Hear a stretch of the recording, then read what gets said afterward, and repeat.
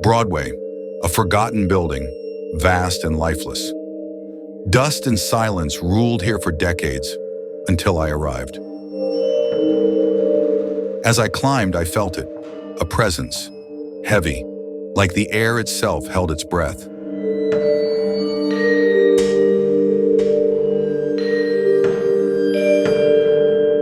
I laughed it off, but deep inside I knew I was not alone. The fire offered comfort, temporary, fleeting. The world outside grew silent, as if the city itself had vanished. Loneliness crept in. I slept, or thought I did.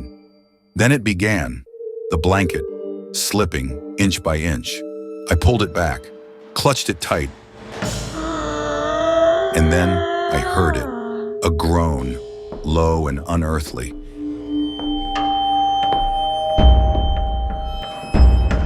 Footsteps followed, heavy, deliberate. They stopped just outside my door. I struck a light to banish the dark, but what I saw chilled me deeper than the cold.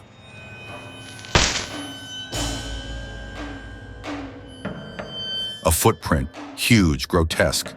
Nothing earthly could have left it.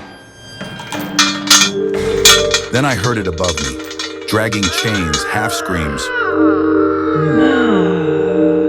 Then the whispers began, voices soft and cruel, and faces, pale, glowing, watching me.